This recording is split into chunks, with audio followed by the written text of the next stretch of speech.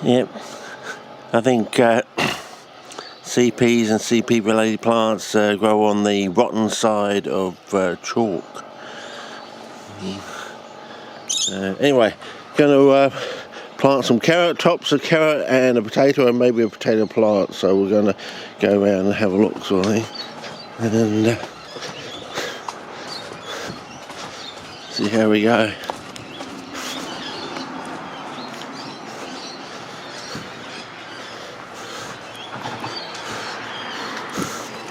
There's a potato plant there, probably going to dig that up and transplant it into a pot. But first of all, we're going to see if we've got enough room to come down here.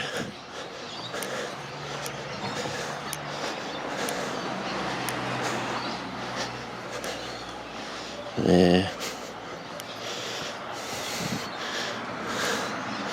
Okay, so these are settled in quite nicely.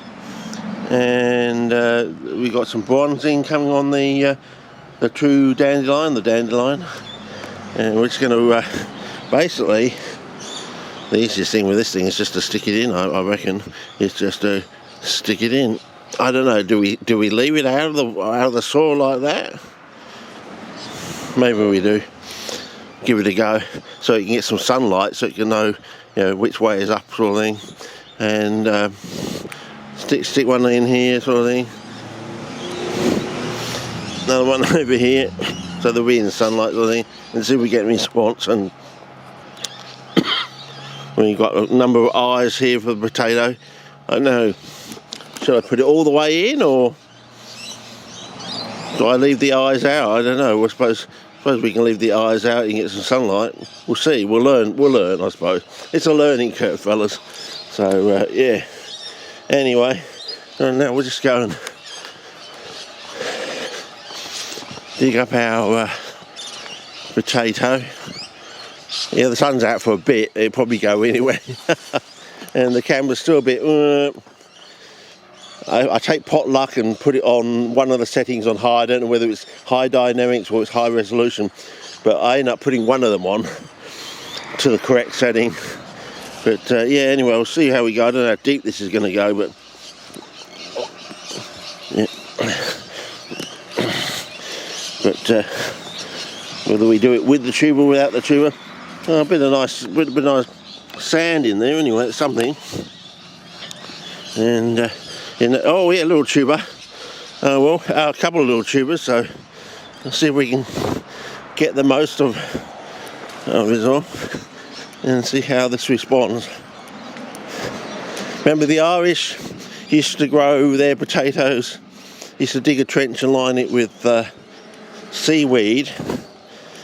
I suppose there's some association with modern days, I think. Yeah, I'm resting on my knee, folks, resting on my knee. Going as we go. So there's a couple of little tiny ones.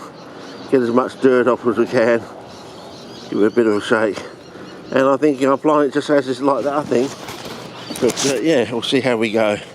Just plant it round about there if I can without breaking anything. And just push it down to about there, I think. And see if we can stand it up a bit.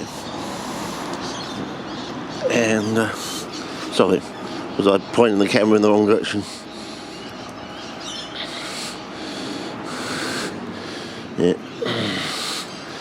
And we'll leave it like that and see what happens, eh? Give it a go and see if it responds. And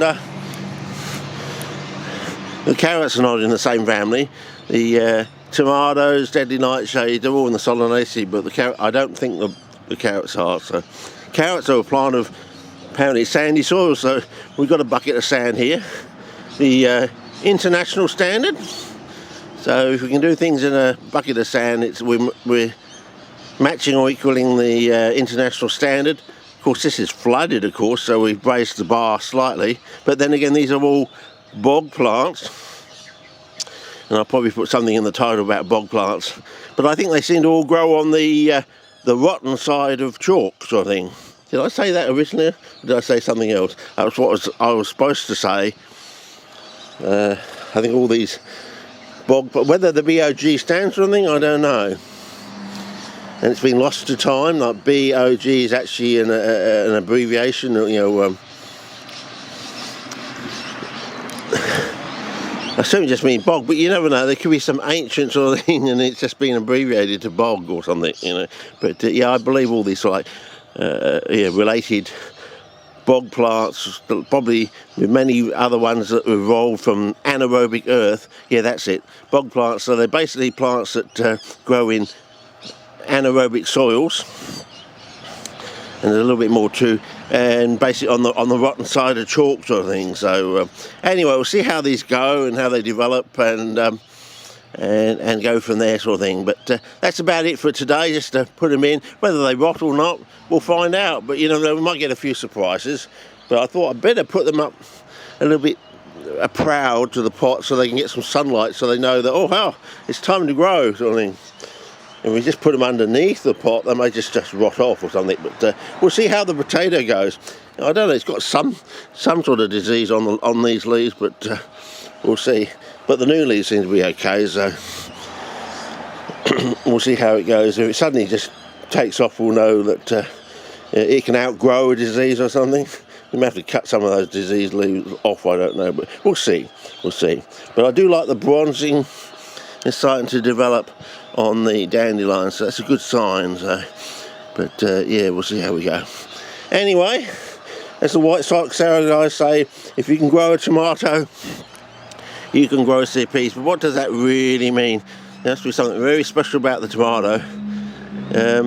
A plant that's supposed to, it requires calcium to start blossom end rot, but all our CPs are supposed to be calcifuge plants, or plants that don't like calcium. But then again, we've got this this oddity with the pinguicula, and also we've got Drosophilum, of course, that grows in alkaline soil, so very strange.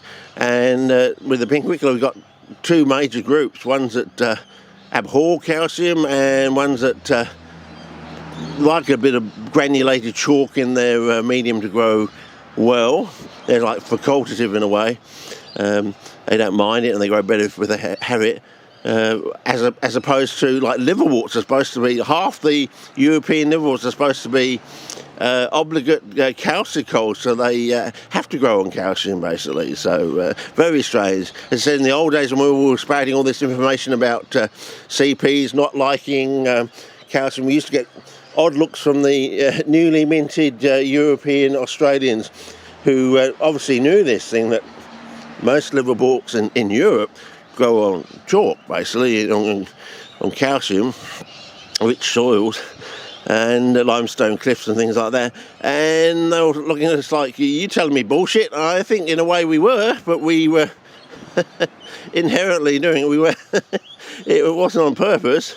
What's the Seinfeld line? It's not a lie if you believe it, sort of thing. But I think we were led into believing it, I think.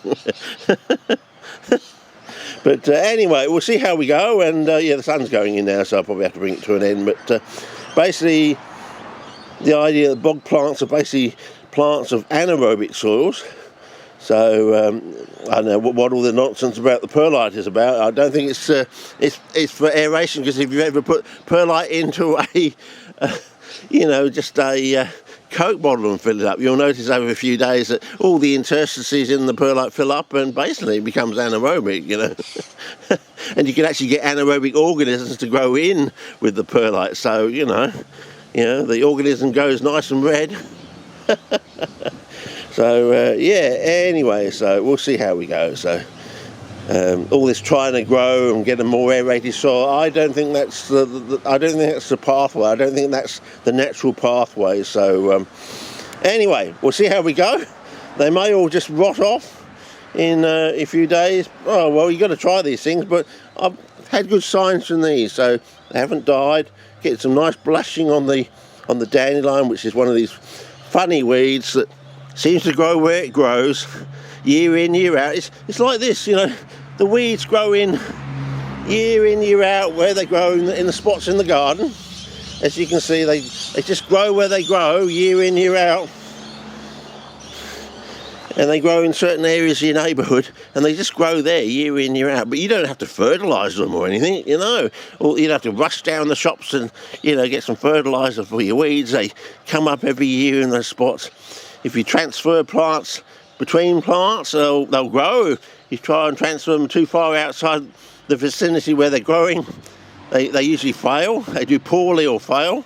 So there is some sort of edaphic factor or soil factor there going on. But I think we're getting to the end of the journey, and we might be able to explain why in these commercial places why they have liverworts growing on the plastic of their greenhouses. If you notice, look closely, quite a lot of these places with the sprinklers on their carnivorous plants, they tend to have lichen growing on the plastic of the greenhouse. So I'm thinking, what are they growing on? Yeah, nothing comes of nothing, so what's actually in the sprinkler water? And when they cut it off and send them off to the shops to sell them to you, what have they actually done? Have they turned the knob to off on the growth cycle of the?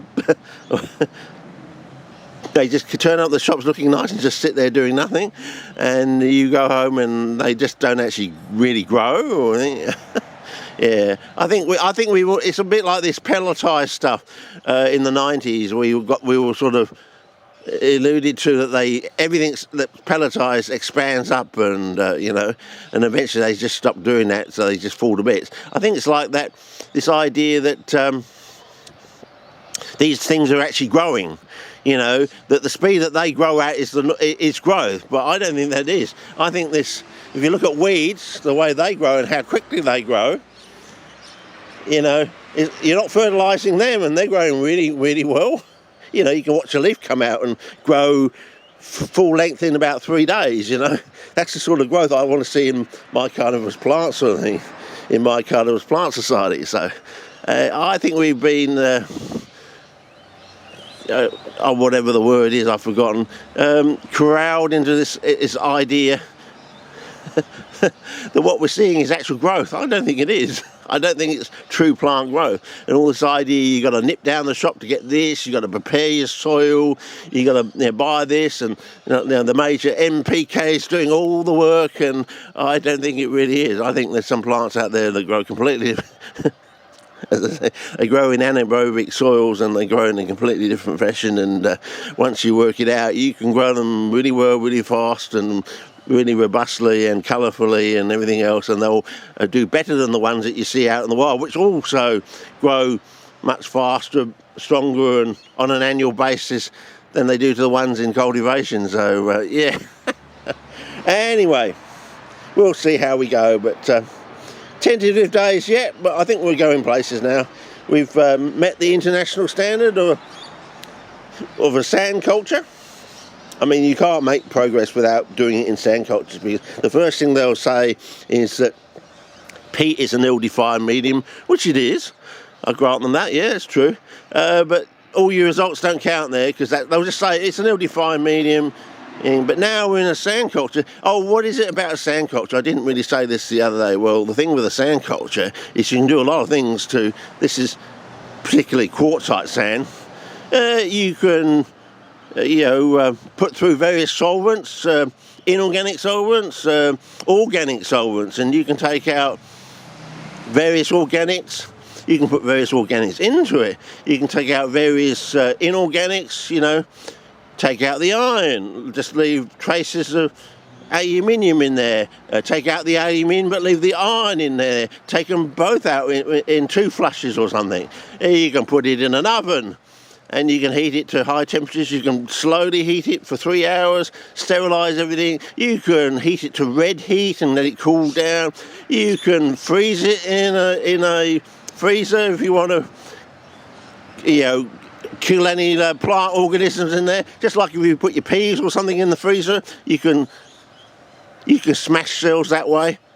And you can grade the sand. You can make whatever you want to do. You can make it really really fine.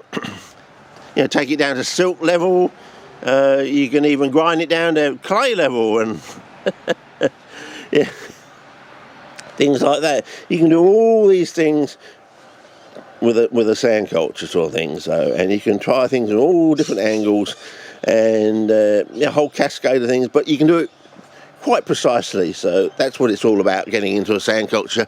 It's not ill-defined, and you can keep going back to your source of sand, and you can make it the way you want it and keep going there. You can buy yourself a couple of 10 tons of sand, and you can process it all the way you want to process it, and you can keep doing all the experiments with that. It's very defined, and you can show all the rules and regulations that you used on your sand that someone else can do, and they can precisely follow the recipe of your 10 tons of sand or whatever you did.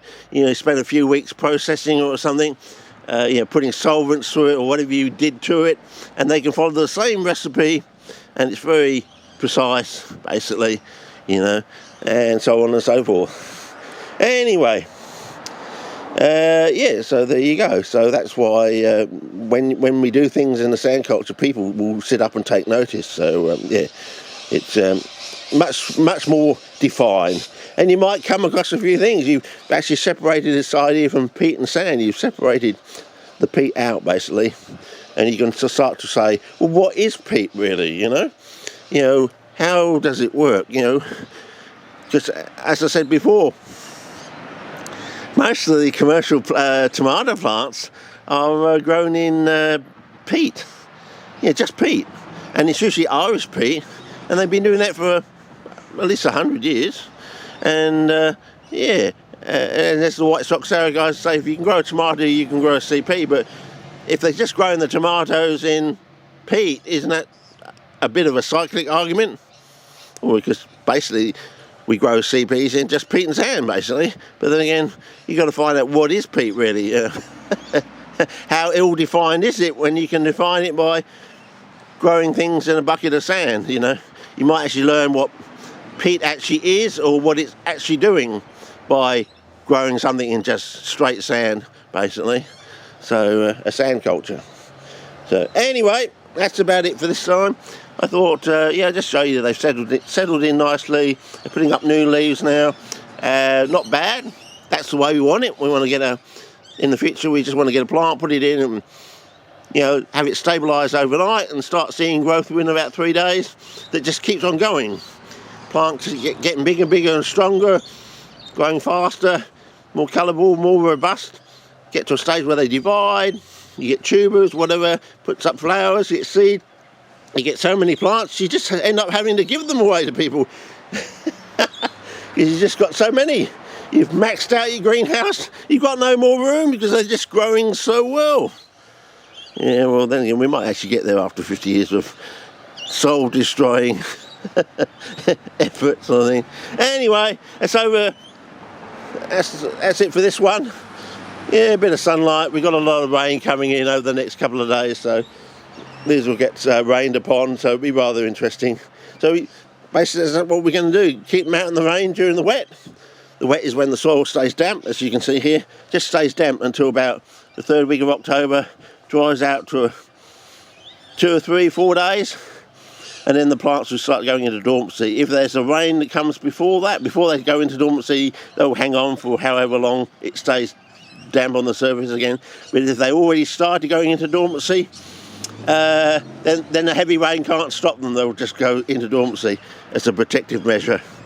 Anyway, and in summer basically you just keep these things topped up, and it doesn't take too much water in the dry the driest state on the driest continent on the planet, sort of thing. That's the idea of trying to grow them in flooded buckets. One, it's anaerobic, of course, pretty anaerobic. I mean,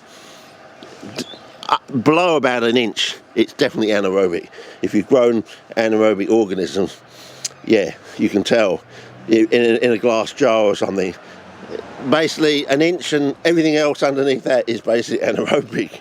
Yeah, pretty strongly anaerobic. So anyway, that's about it for this one. Catch you on the other side of another one coming in probably a few days' time. We'll see. You never know, that might just wilt overnight and die. Get some sort of disease. This may go to mush. Sodify or something. Yeah, a spod sole rather than the original term pod sole.